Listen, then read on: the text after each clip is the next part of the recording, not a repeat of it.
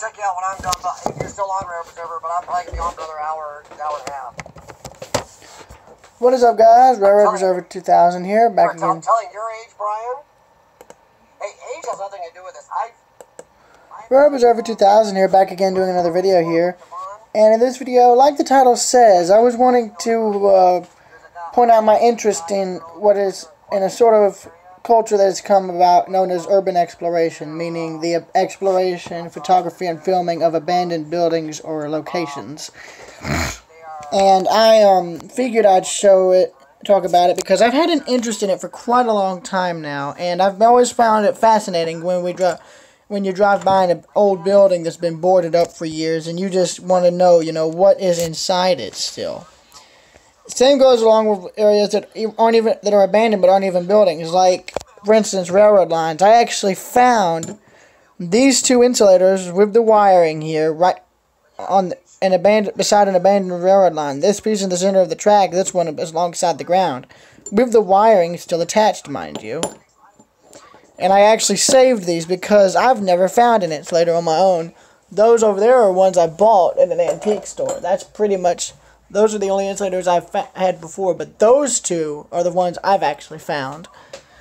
Now, I'm also looking at a live stream that Exploring with CF is doing. Shout out to him. Oh, speaking of which, I'm going to shout it out. Give me a minute here. Oof. I think it would help if I actually unpaused it.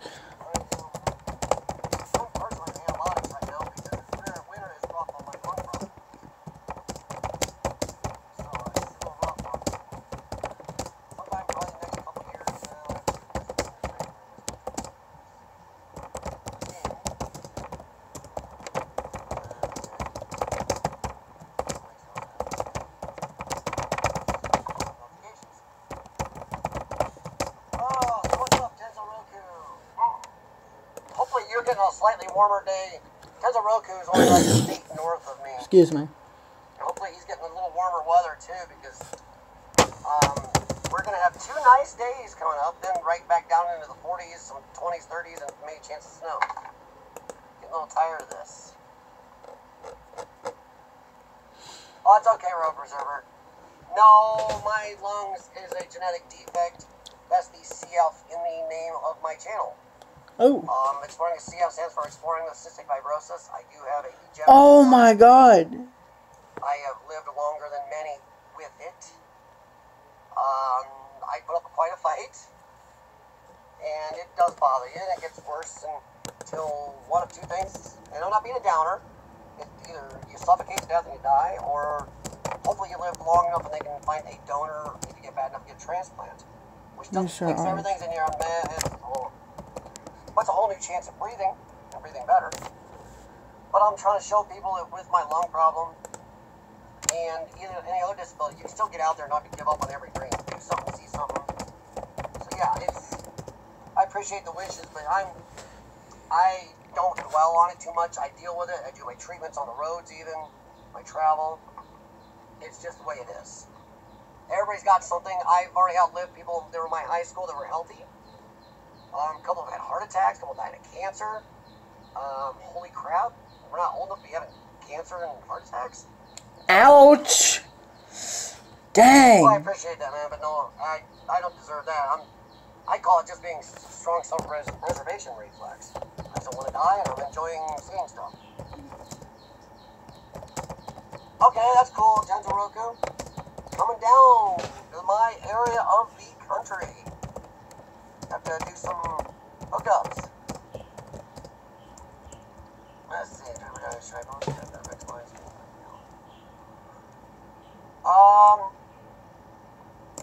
Why not? I would post anything, because what if, people that watch don't, I leave everything up, even my better stuff, my bad stuff, Indeed. my favorite stuff, I leave it all up. One, I can see how improvements. I've had a few people tell me lately about improvements. Thank you, by the way. I've made some. But I don't mind. I want it all. Yeah, why not, fun? There we are. Or you could, just leave it in your live streams or live this or some whatever. I don't know what playlists you have.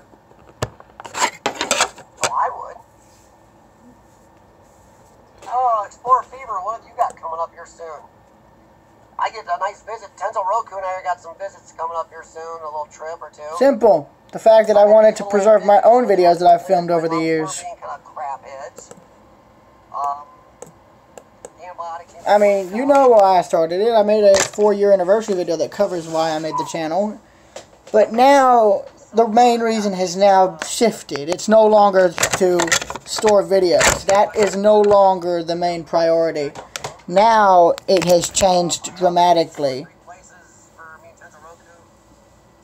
Now the main reason is so that my sisters, Peyton and Aubrey, have a chance to see everything me and my grandmother have seen. Because I don't know if she'll actually still be able to travel and take us on trips when my sisters, when they're, you know, they're my age or even older. That's the thing. All of us get older over time, and pretty soon we find we can't continue everything we used to do, even if we don't like having to give it up. That's something that unfortunately happens to everybody once age catches up. I found that out the hard way last Tuesday. I think you guys remember very clearly about what happened. And it scared me. I mean, but I'm not going to go into that detail here.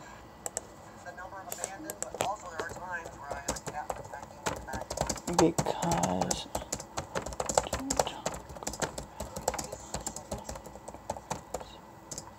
Sorry, I had a cat grabbing at my camera line. Sorry about that, Zara, but yeah, the first YouTuber I ever got a chance to see who got me into urban exploration is Adam the Woo. I'm pretty sure a lot of you may know who he is. He did a lot of urban exploration videos early on in his YouTube career, and I loved him. I remember a lot of the early Urbex Explorers channels. Adam the Woo, Carpetbagger, Unknown Cameraman, Decay is Headed Your Way, which is no longer, I think, doing urban explorations anymore. Their channel and all their private videos have been, and all their videos have been made private now, unfortunately. But those were the few who got me started. Since then, it's branched out to like more professional ones, like The Proper People, Exploring with Josh, Steve, all of them. And it's branched out significantly, including Dan Bell. This is Dan Bell. In fact, here's a prime example of one of the few places I've explored. I didn't go inside, and you'll see why, because of the building's extremely deteriorated condition. But I'll show you guys what. Keep in mind, the video I filmed at this location is in the highest quality possible, 4K. And I wanted you guys to see this because, yeah, I'll send the link right now in the chat. Here it is. Click on it, watch it, spread it like wildfire if you can. But yeah, I've only done, I guess you could say 2 urban explorations, if you will. I'm not talking about trains this stream. That'll wait, okay? But yeah, the video I just sent is of a depot in Mayfield, Georgia. And unfortunately, it's in very horrid shape. Like, very bad. I'm talking about, like, one whole side of the depot has collapsed. I thought in the video at the time it was fire damage, but it's not. It's natural decay. Heck, there's like 2 houses that are abandoned in Mayfield, too, right across the street from the depot, unfortunately. And the doors are wide open. I'm just worried about how long the Mayfield Depot will still be standing. I'm wanting to try and make a return trip. I've been wanting to return to that place for a while now. And unfortunately, that really hasn't happened yet. I'm hoping to go back there soon, or I'm going to try and inform another urban exploration group to try and go and film it and the other houses. Because, frankly, those places are a lot of them. Only one, and you know that cabin where I saved that brick? That was that's really the first abandoned, I guess you could say, structure I've entered. And I only saved one thing. It was a brick that was laying on the floor inside the house. It didn't look like it went to anything, but I wanted to get it because I didn't know how old it was. It looked to be handmade by judging by how it looked. But that was it. That was the only thing I saved. I didn't save anything else. For obvious reasons, of course. Okay, I'm going to go over to my channel and add a few. Speaking of Urbex, I've actually go down to the second to last section, and it has videos covering my interest. I consider shipwrecks, ocean exploration, I consider all of that Urbex too. Dude, train watching has always been popular, okay? Just telling you. Okay. Copy, like address.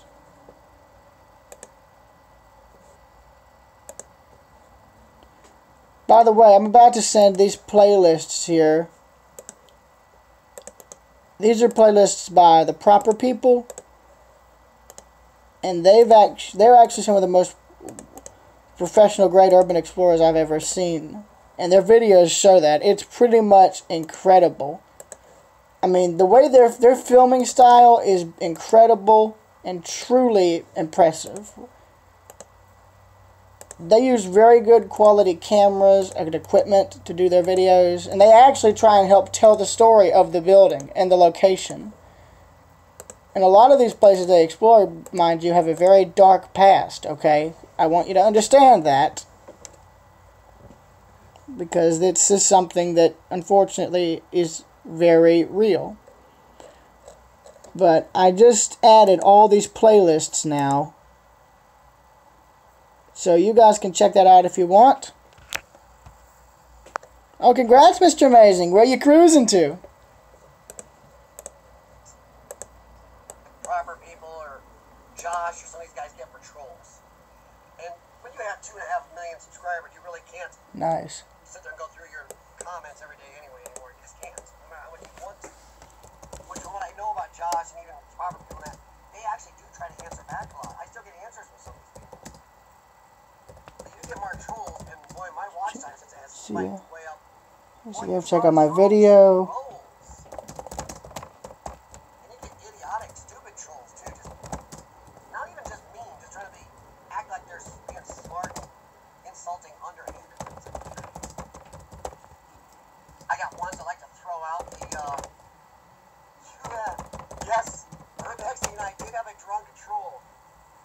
Another urban explorer, smaller guy from here in America, started making comments on my page, going, hey, my channel, one of my vids about my friend Urbex. He's just going off on it. Very. And giving me crap. And I'm like, dude, what is your problem? I told him, if you have a problem with Urbex, talk to him.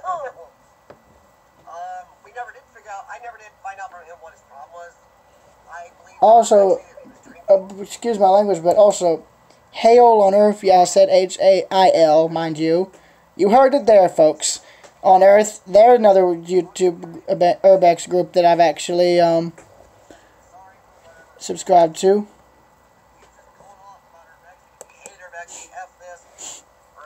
Urbex was one of the reasons he quit posting urban exploring videos, and I'm like, what the hell? Oh my god. This video is now rated PG.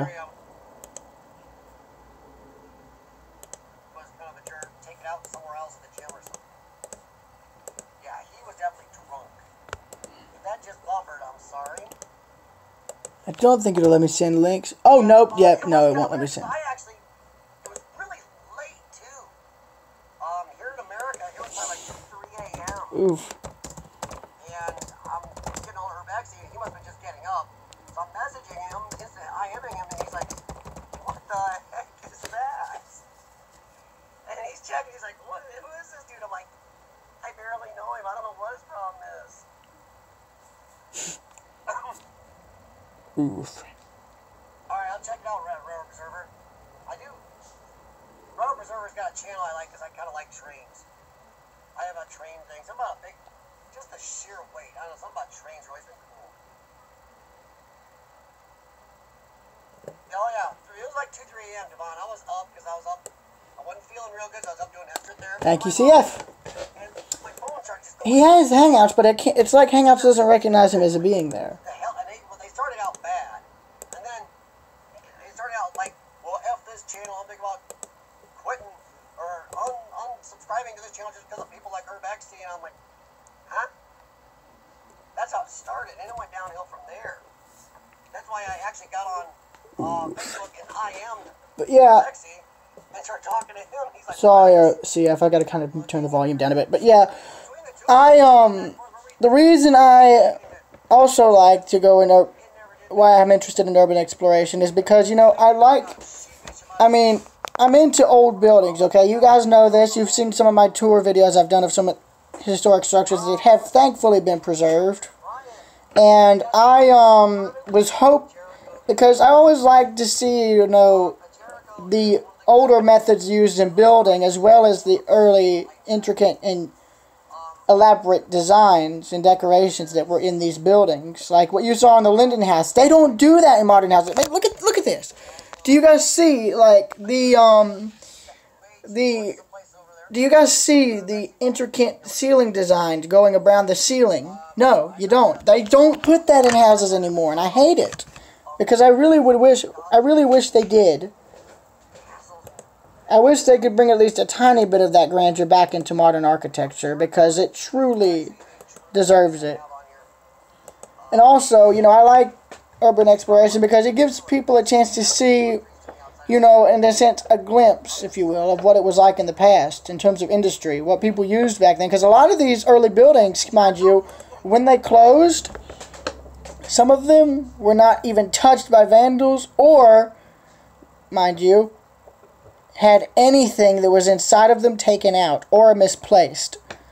Heck, there was a factory, a textile mill, where their machinery is pretty much in the same position it was in the day the mill shut down. Nothing was touched.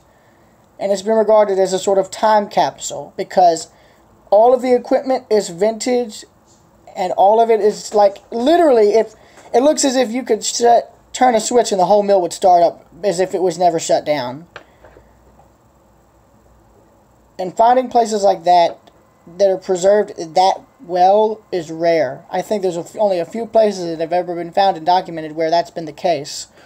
Unfortunately, all the other buildings that have been abandoned have been trashed, had stuff stolen out of them, you know, destroyed by idiots. And urban exploration is not like that. Urban explorers don't go in to destroy stuff, to steal stuff. They go in to take nothing but videos and photographs and leave nothing but footprints, really. I mean, that's what I do, really. Because, I mean, I've only been to, like, a few places, 2 of which have not been filmed due to the obvious reason of liability. And the only exception is Mayfield and that cabin. And I didn't save anything from the Mayfield depot for obvious reasons, but I only saved the brick at the cabin because when I looked at the chimney, it looked like that wasn't from the chimney. And plus, it looked like it was just something that had been left there, and it looked like it wasn't a part of the house. At least, I don't think it was. I mean, the house was wood, so yeah, I saved it because a lot of the times you don't know how long those buildings are going to be standing. A lot of these urban explorers I've subscribed to, a lot of the places they went inside of and filmed are no longer standing today. Heck, a lot of the places they've been into now have been demolished. So thankfully, their videos preserved those places. That's why I wanted to do that. Why I want to film these places, whether or not, even if it's just inside and even if it's just from the outside. There's always you can always peek through windows. You don't even have to enter the building sometimes. If it's a small enough structure to where you can see inside of it, you can see the what was inside it. There's a few general stores I've seen alongside the road for years in rural areas that have been closed for years, and you don't know what's inside of them. Who knows? You could probably go inside one, and you can probably find everything they were selling the day the store closed. Sometimes places are that far out in the middle of nowhere that could be the case. One of the places I did explore, which was incredible, was an abandoned quarry. The first time I went there, my dad and I ended up following an old railroad spur that switched to a granite shed that was farther away from the quarry, like the main quarry. And we did save a few items from the building. I saved a core sample that was on the property and a sign. My dad has the sign, but you won't believe the stuff that, you know, the owners left out there. I mean, there was ball bearings out there, hard hats, documents. There were punch cards, okay? There were punch cards and notebooks with workers' and personal information left around. And I really don't like that. I really don't like that the owners of the properties just leave all that stuff when they close it down. But at the same time, it also helps tell the story of the place, because a lot of the documents were dated from back in the 70s. I don't know if that was how long the place had been closed for, or if that was when it had a peak amount of, you know, operating period. But all I know is those people lost a lot of jobs when that quarry shut down. There was a lot of stuff laying around in the woods too. There was a piece of a rail car that was laying off to the side of the tracks. There was a cable that was nearby. There was a which was actually attached to a wood pole with a steel ball thing around it. I don't know what it was. I don't know if it was a crane or something. I know it wasn't used for granite, obviously. You couldn't lift a granite block with a wooden crane. But unfortunately, due to the situation over at my dad's, he and I have not been able to get out at all. I mean, I haven't even seen him. So, I frankly, the chances of me going back to that place are very slim. Like, slim to zero. And, mind you, this is just that one granite shed. We had no idea the quarry was out there.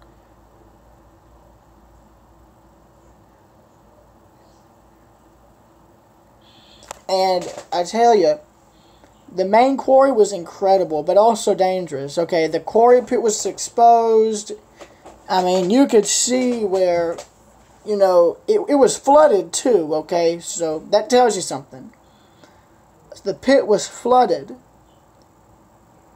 And the stupid thing with me is I started just throwing rocks down into it. There's no telling what was probably in that water. There could have been cars, machinery, tools, and, unfortunately, even bodies. Ugh. Yes, that's right, you heard me, bodies. Because a lot of those quarries, unfortunately, a lot of people who don't know about quarries think they're swimming holes, jump in, and unfortunately, a lot of the times, people end up drowning in them. And since some of these are so far out, people don't even know those guys died out there. Okay, there have been cases where police have been called to a quarry and they do find bodies. I mean, a lot of people just dump stuff in them illegally. I mean, I didn't try to go down into the bottom of the quarry, obviously. But I haven't told my dad. I did film this, okay? Mind you, I did film it, but I deleted the video footage. And it's not on YouTube, okay? And for obvious reasons. Because, I mean, yeah. But like I said, we're probably not going to be able to go back there, but the granite shed at that quarry was just trashed. But the quarry literally went up to the back of the granite shed. And there was a tool rack in that granite shed. It was a wooden tool rack, and unfortunately some idiots broke the centerpiece off and tried to burn it.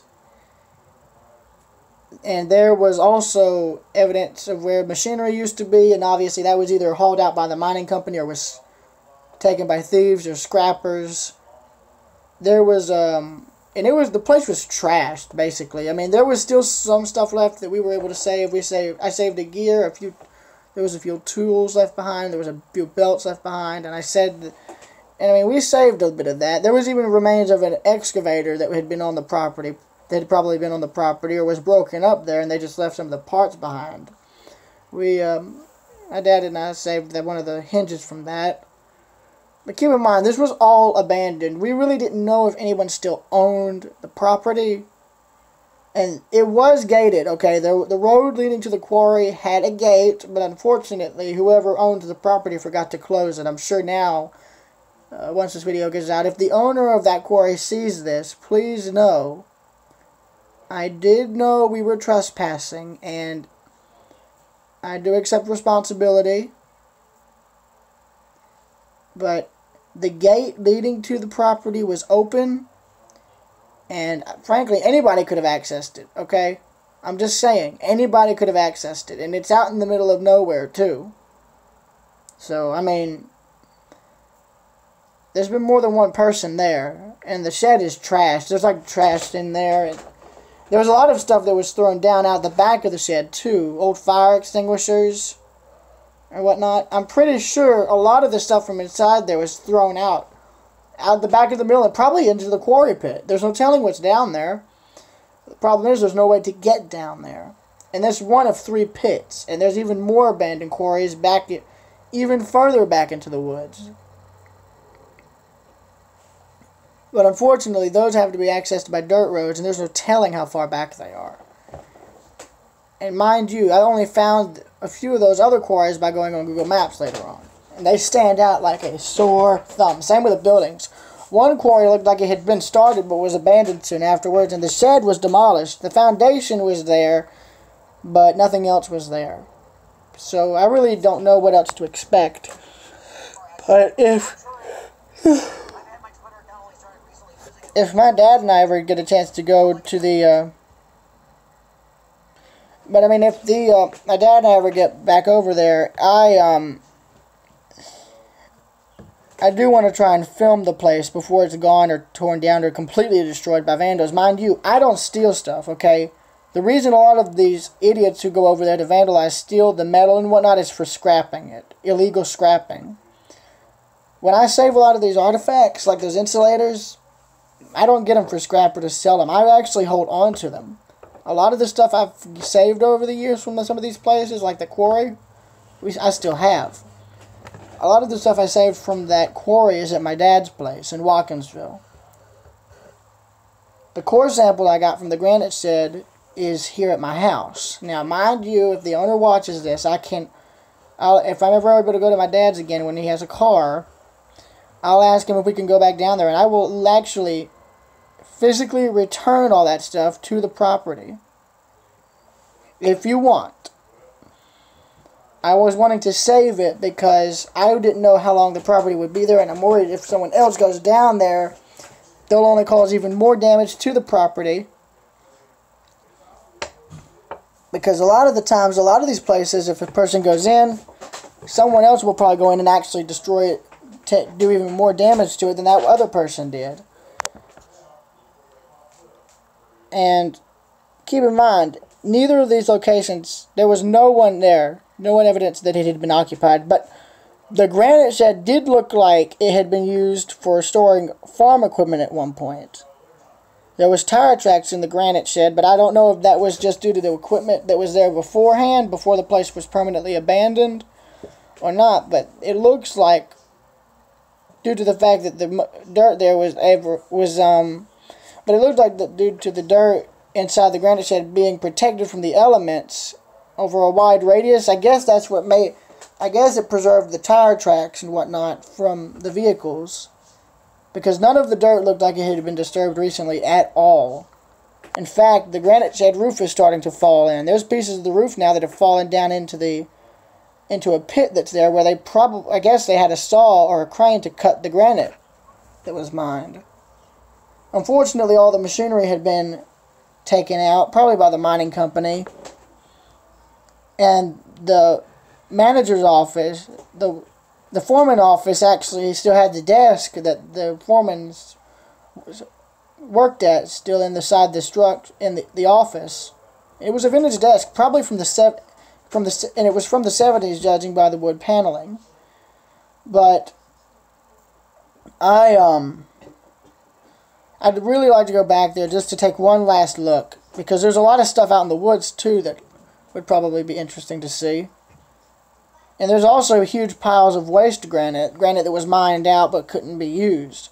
In fact, as crazy as it sounds, the shed of the main quarry actually had granite that was that looked like it had been packaged up and was going to be shipped out before the place closed. So I'm guessing there was either a drop in the demand for granite, or the market just went straight down. I know it's rebounded, but I don't know about the possibility of the place being reactivated, because if they were going to reactivate it, they would have to go in and inspect everything and make sure everything was sound. And unfortunately, the buildings in the quarry are too far gone. Heck, I'm pretty sure the quarry is too flooded to be able to be pumped out. And keep in mind, the quarry goes down hundreds of feet. Okay, I mean hundreds of feet. When I dropped some rocks down there, you could hear them audibly hit the water, and the sound from it echoing off the walls. And keep in mind, some of that granite is so thick, there's actually drill bits stuck in the granite. I remember seeing a lot of drill bits stuck in the granite. Okay, and there was bits of granite where it looked like they were cutting it out, and they just stopped. But yeah, it's okay, Mr. Amazing. I'm glad you could join, but yeah.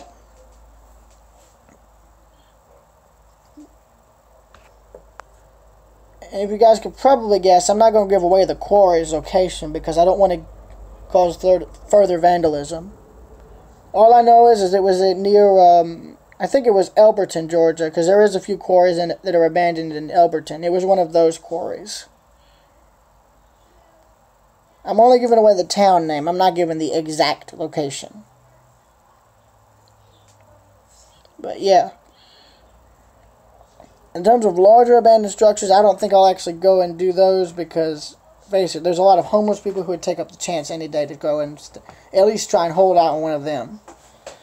I mean, I don't know if I'll ever do that kind of level of urban exploration. I'd love to, but I don't want to take the risk.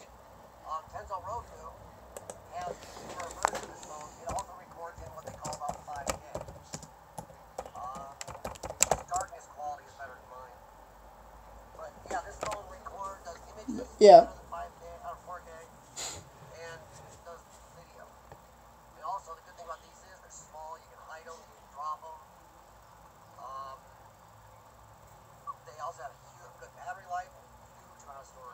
Oh my God. Now, I'm sorry if this video enters horrid quality. A lot of my streams recently entered like the 480/360 quality range. I don't know why.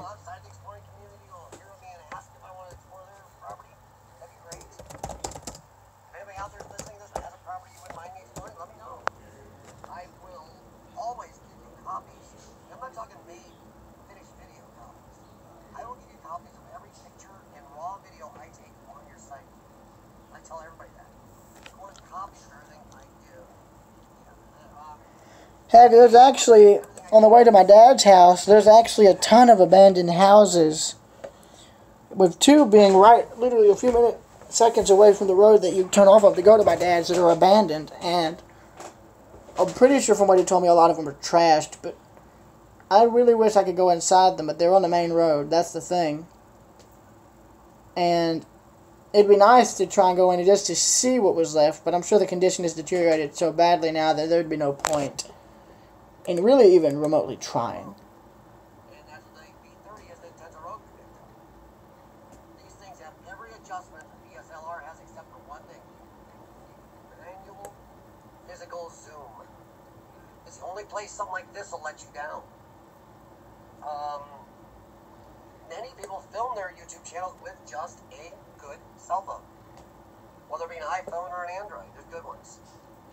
But yeah, I figured that I'd go over that with y'all, and yeah, that's pretty much it for the stream. So yeah, till next time, and in the words of the Terminator himself, hasta la vista, baby.